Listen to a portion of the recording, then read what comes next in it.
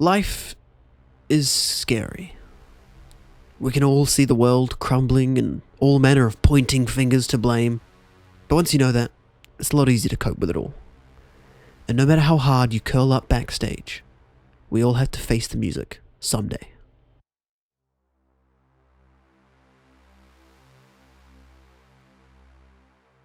The music can be thunderous and loud, it can be chilling and haunting, it can be gentle and loving, it can be exciting and overwhelming.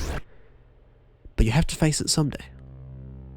You can never know the true serenity or dread of life's music unless you're willing to face it. You can be thrust into this world stage unwilling and suffer it all, or you can step forward and face life on your own terms. You may want to turn away and cover your ears.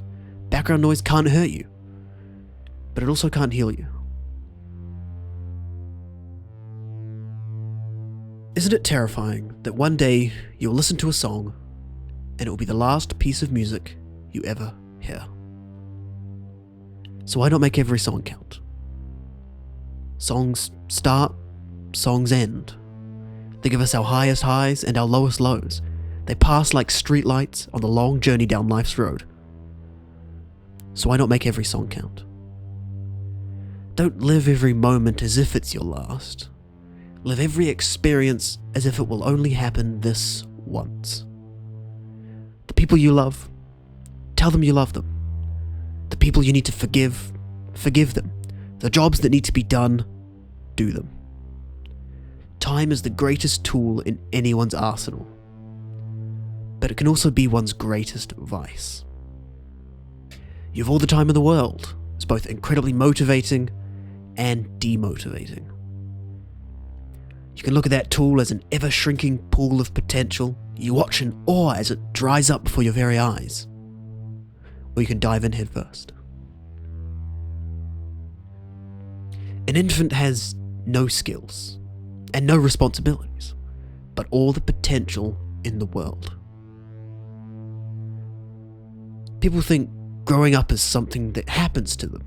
Aging is a force that acts upon us all. But I've seen my fair share of 25-year-old infants. Growing up is a choice you have to make. The choice to take on responsibility and use that potential for greatness. Life, when boiled down, is nothing but suffering. Pain, sorrow, hurt. But don't let that discourage you. Don't pity yourself for suffering. We all do. In different ways, but we all do. Try not to look at suffering as an obstacle, but as a goal. Suffering doesn't bring you down, it only gives you the opportunity to justify it, to do something so incredible with your life that all the suffering was worth it. When someone is told they have a terminal illness, what do they do if they don't want treatment or treatment isn't an option? They go off and they reinvent themselves.